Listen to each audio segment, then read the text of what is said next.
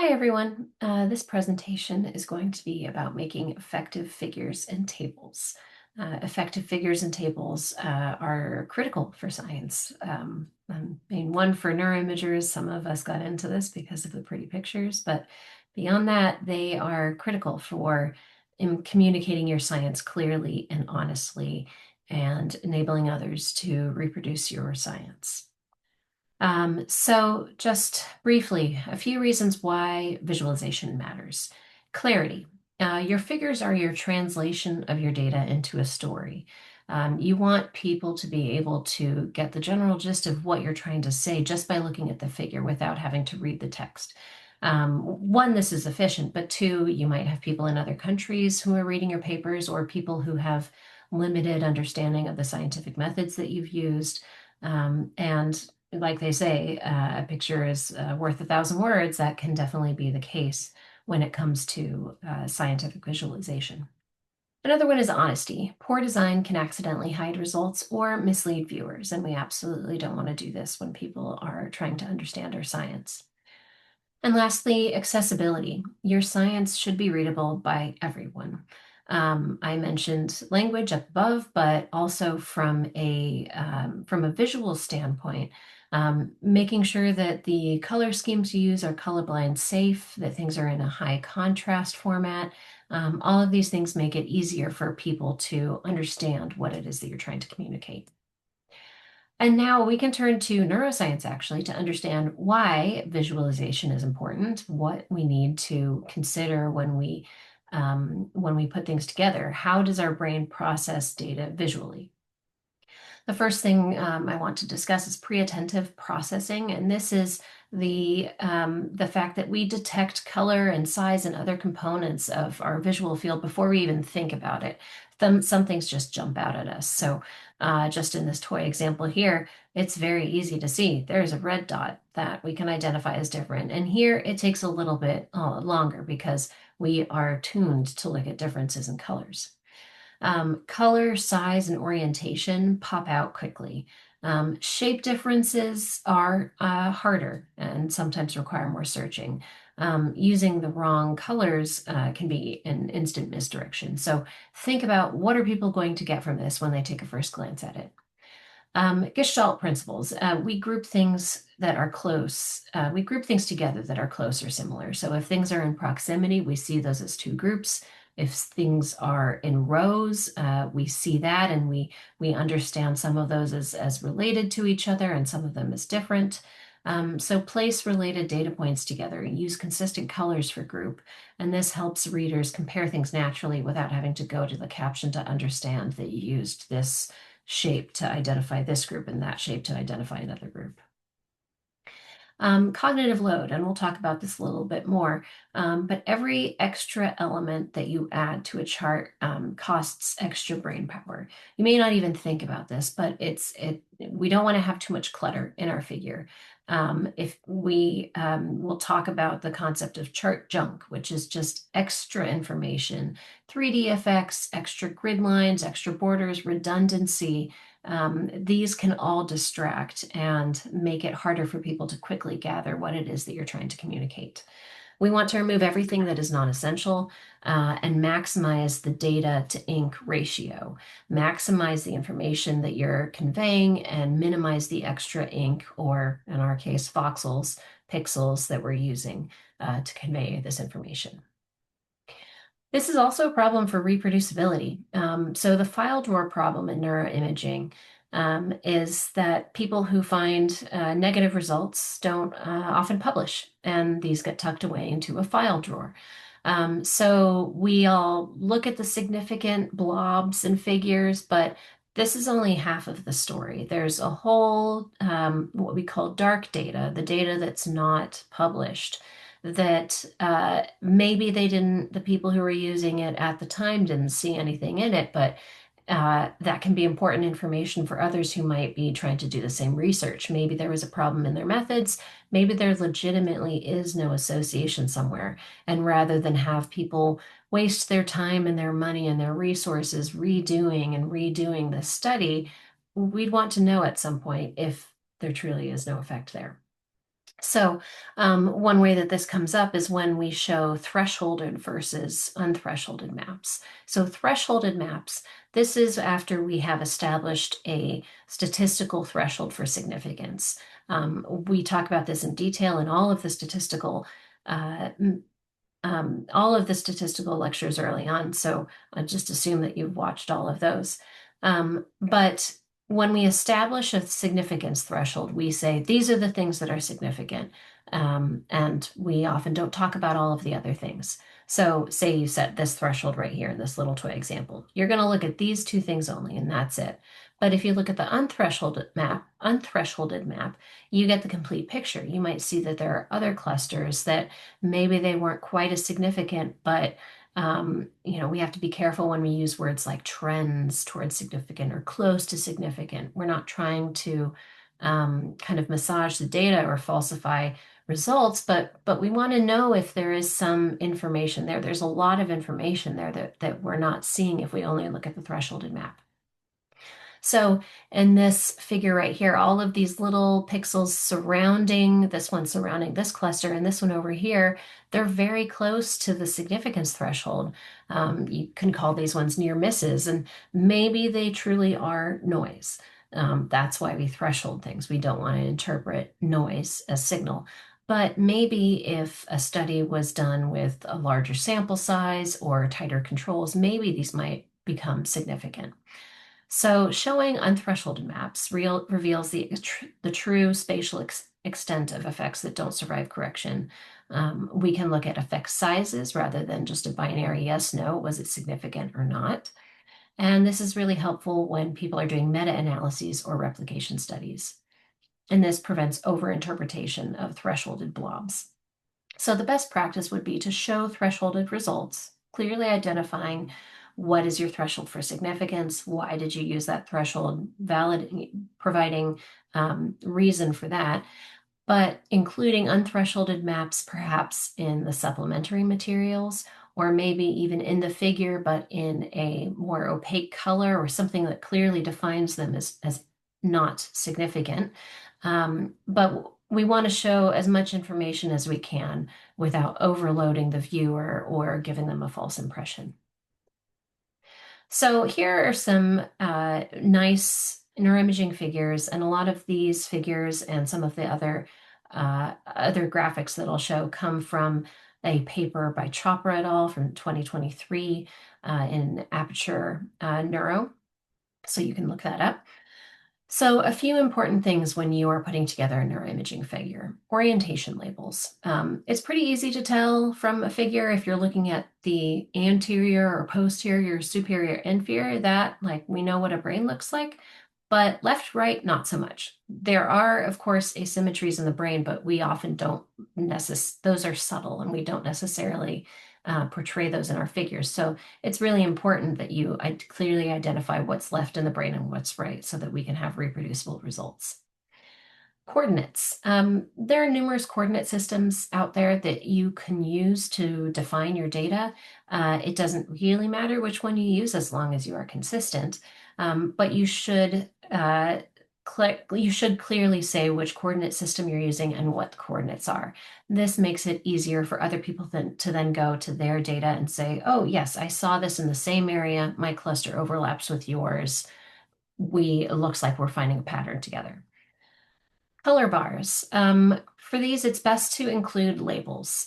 What is it that you're showing with this color bar? Is it a p-value? Is it a t-statistic? Is it something else? We want to know when we look at it without having to read the whole caption, what are you trying to show here? And you will have a caption. You will have a standalone caption. You want someone to be able to understand the figure, ideally somewhat mostly from the figure, but with some key details in the caption. So in this figure right here, with the legend, we can identify that these nodes right here are regions that belong to different networks, and the colors of these edges that link the nodes correspond to some weight. We don't know what that weight is necessarily right now. That part's not important, but you can kind of tell, you get these cues of what relationships are you trying to show in the data. Choosing the right colors is really important. So there's a few problems here. One of the most common scales that people use, and I will say that I am guilty of this, of using a rainbow scale. I do that frequently. Or in a lot of the programs we use, it's called JET. These scales can create false edges that aren't in your data. If you look at this rainbow scale down here, you can kind of outline discrete pieces of the scale. There's certain colors that jump out at you more because the brightness isn't uniform. Some things are more bright than others, and your eye goes to the things that are more bright. And this is what the rainbow scale would look like for someone who has color vision deficiency, or if you turn it just to a black and white. And you can see really it is quite ambiguous what you are trying to show in one area versus another. Alternatives to this are other color maps such as Viridis, Plasma, or Magma. These are friendly to colorblind users. They are perceptually uniform. There's kind of, if you transfer them into a gray scale into black and white, you can still understand some of the relationships that you're trying to show. And with these diverging color maps, these can be useful if you're showing effects in two directions. Say, for example, that your midpoint is 0 and you are showing negative associations and positive associations, or something along those lines. And here, again, to demonstrate that, there's a paper a number of years ago talking about why color maps are harmful for scientific visualization or are not ideal. And so here again is that rainbow or jet color scale for just a random Gaussian distribution. So here we see you can clearly outline different areas. There's areas that jump out at you. You pretty clearly see the yellow and the light blue, and there's areas that kind of recede. And if you, again, put this into black and white, we see false boundaries here. With the Viridis scale, instead, it's smooth. It works still if you have to put it into black and white. And we can see the true gradient. Around 8% of males can't interpret red-green transitions and are red-green colorblind. And so these are more accessible to all individuals. Volume versus surface. For volumes, those are best for subcortical structures like the thalamus or the hippocampus. Here you can see some statistic projected onto a 3D representation of various subcortical structures. Whereas surface is better if you're trying to look at things on the cortex or look at the folds, the sulci. You can use inflated images like this to show results that are hidden deep in the sulci that wouldn't be apparent if you were just looking at a kind of a standard surface. Now turning to charts and graphs. So there are many things that we can try to convey with charts and graphs. I'm going to start with the most basic, just distribution. Say you have some data like this one down in the bottom left. And you can see that there's a very definitely a bimodal distribution here in the one group, whereas the other is more uniform. If you were to show this in a bar chart, you would see this sort of figure. You're not seeing the distribution of the data. You don't know what exactly is going on with the controls. They just have a larger error bar. A box plot is better. You can see the extent of the distribution. You can get an idea more of the variance of it. But even better than that is a violin plot, because that's where you can look at things like skew and bimodal distributions. So this is a graph, a figure that I took from a post on Medium that I think is really useful. And you will find tons and tons of resources out there helping you identify what sort of chart is best for what you're trying to portray. But this was one that I liked. So First, what are you trying to show? If you're trying to show distribution, kind of like we were showing down here, you can do a box plot, you can do a histogram, you can do a scatter plot, you can do a violin plot. If you're trying to look at a relationship, that scatter plot again is useful, but you can also incorporate additional variables by changing the color and the size of some of the spots on your scatter plot. Comparing groups, there are many, many options for how to compare groups and charts, from some of the more simple, like two just bar charts next to each other, and others that are more complex, like a circular area chart. And lastly, composition of a group. Again, lots of options here. I think we're all very familiar with the pie chart, but there are other ones if you're trying to show just the relative differences between groups, how the groups differ in their composition, or if absolute differences matter. So this isn't even a totally complete image of the different types of charts you can do. So please do go online and look for some guidance if you're not sure what to use for your data. And now to designing effective tables. And these are brief tips because whatever you're trying to convey in your tables will have a big impact on how you design them. But just from a visual perspective, come from a less is more perspective. So remove vertical lines, use white space to separate columns. Here in this example, we've got everything gridded out. Whereas here, this is more visually appealing that we don't have all of the vertical lines that we know these are we know these are four separate columns here. We can see that without that. Also report, especially if it's like a sample characteristics table that you're showing, report on important things like age, sex, or gender, or education, whatever it is that's important for your study. Make sure that that's in here. And using bolded text or italicized text to help people find significant results also helps people to quickly understand what it is they should take away from this table.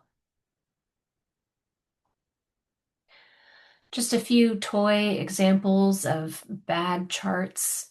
Chart junk, we talked about this already, but unnecessary grid lines, shadows, 3D effects. This should be a pretty simple chart if we're just looking at volume of some structure across different sites. But there's extra colors. What do those colors mean? There's all of this competing information that makes it hard to take away what it is that we're trying to get from this figure itself. Missing units or missing axis labels. You won't know what exactly this chart is showing if you don't say what it is and what the units are. Is this time in days and volume in millimeters cubed? Is it age? What is it? What's the label? What's the unit? And overloading a plot. So here we've got multiple variables that don't need to be on the same plot and really shouldn't be because they all overlap. You can't tell what's what. The time axis also has no units. The y-axis has no information at all, really. So avoid overloading. Really put the important information and not more. So here's just looking a little bit more into some bad examples. The dynamite plot. We looked at this one before. Dynamite because it looks like those old things they used to use to blow up dynamite. Here in the bar plot with an error bar, we can tell that there's more variation in the control group, but we don't know why. Is it skewed? Is it bimodal? Are there outliers? What's going on? We can't tell from just this.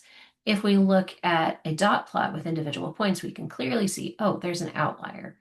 And when I ignore that outlier, we do see more consistency. Maybe we see a pattern here that's meaningful that we can't with an outlier. Don't remove outliers because that can be fraud, that can be changing your data. You don't want to do that, but you can clearly identify outliers. And there's a lot more information out there about how exactly you can treat outliers, whether you remove outliers at a statistically determined threshold and you say so, and you say how many points were removed because of that statistical threshold, whether it's 2 or 3 standard deviations away from the mean. or Windsorizing outliers, which is where you take the outlier and you bring it down to a still high, but less extremely high value. There's lots of ways that we can address that, but we need to know that there are outliers there in the first place. Chart junk again. So in this image here, again, just like we showed before, we're looking at volume by site. There's extra color. It doesn't add information. We already have the sites identified. We don't need them to be different colors. There's extra shadows and 3D effects and a weird gradient in the background. What does it all mean? In this one, the data to ink ratio is really low. There's a lot of extra ink. Whereas in this one right here, it's clean background. There's no wasted ink here. Everything is conveying information about what the variables are, how much they are, and helping you clearly identify, okay, looking at this line across, I can estimate these values here. So this one has a high data to ink ratio. So using these tips and um, using code to create your figures is really important for addressing reproducibility. We would like to be able to script as much as possible, and that way, if the data changes, the figure can be updated automatically and in a way that is tracked. So the workflow that we're trying to go from is you have raw data, whatever format it might be, there's pre-processing, there's statistics, and then an output figure. And it's too much to ask that you'd have all of this into like one single pipeline. But imagine it as one single pipeline, even if it's individual pipelines that work on each piece of it. We want to minimize manual edits. I certainly use Photoshop to clean up if there's, some stray line on the side that was from a different chart, or to put things closer together to minimize white space in between things. But you should avoid using Photoshop or similar tools to fix labels or colors, or certainly not to erase anything in the actual data itself. When you have a manual workflow, if the data changes, you have to redo everything. If you have a scripted workflow, if the data changes or you need to rerun something, a reviewer has asked you to run things in a slightly different way, it's easy to do, and you have all the information tracked. This is going to help you so much when it comes to publication, because you have a list, a very clear list of what was done to the data to make it look the way that it does. There are tons of toolkits out there. Just a few. They're available in multiple languages too. So in Python, there's Nylearn, among others. R has tons of different tools, ggplot, ggsig, ggpubber. There's plenty of other ones even outside of all of the gg tools. And the Enigma toolbox, which you can find online for visualization. So some resources here and a summary. Use colorblind safe uniform scales that make sense for your data. Always label your axes and your brain orientations. Provide standalone captions so someone does not have to be going into the text to find where it was that you referred to figure 4 and what was figure 4 saying and what else did you do there. Provide a caption that is succinct and clear. A lot of the information that I showed today comes from the Chopra paper that I cited, from Aperture Neuro, and from the COBIDUS, which is a committee that was formed within the Organization for Human Brain Mapping, about reproducibility of figures. Some of the tools that I referenced, I put together little guides here. There are many, many, many more online that you can find. So if you are having an issue in getting something to plot right in ggplot, just Google it. The answer should be out there. And if it's not, there's forums where you can post things and ask for help. So the information's out there. You just have to find it. But you can take a look at these guides here as a starting point.